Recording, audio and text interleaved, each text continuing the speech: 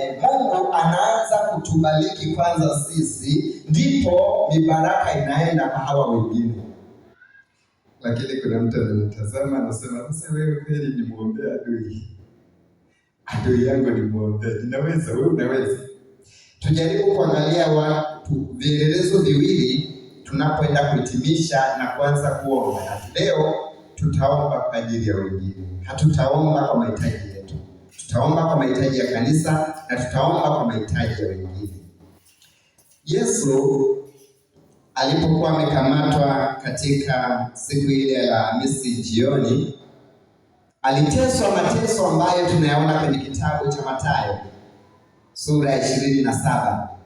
Lakini Yesu akiwa ameteswa, amepigwa, ameumizwa, amewekwa msalabani, kwa sababu Yesu alikuwa anajua kwamba mwanadamu si adui wa mwanadamu mwenzake, isipokuwa shetani ndiye adui wa mwanadamu.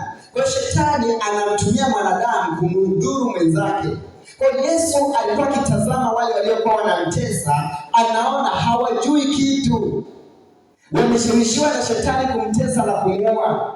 Ndipo akiwa kwenye maumivu makali kabisa, akawaambia akisema, Baba, uwasamehe maana hawajui walitendalo. Unapomwona mtu ni kana kwamba ni adui yako, huyo si adui yako. Adui yetu ni mmoja, bali ni shetani. Ila kwa hila huwa anatumia marafiki zetu ili kutudhuru. Na lengo la kudhuru, anataka utoe uaminifu wako kwa Mungu. Na kwa nini Yesu anasema tuwaombee? Unapomwombea adui yako, unamdhalilisha shetani na unatangaza kwamba unafahamu ya kwamba huyu anayekuudhi sio yeye, ila nyuma yake kuna adui.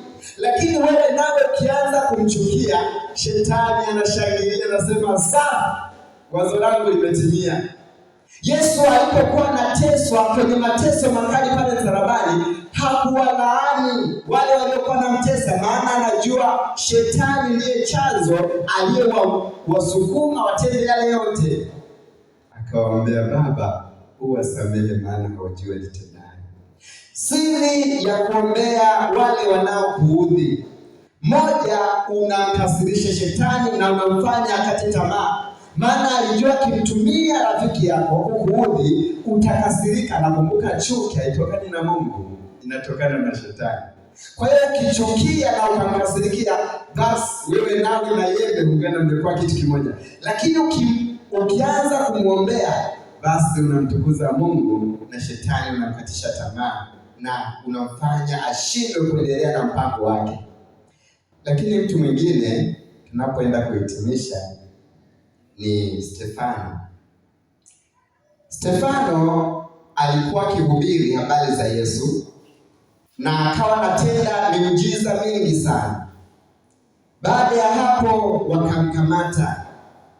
Walipomkamata wakamweka kwenye baraza, watu wengi wamezunguka. Wakatafuta namna ya kumshtaki, wakaona hana makosa, wakatengeneza mashahidi wa uongo.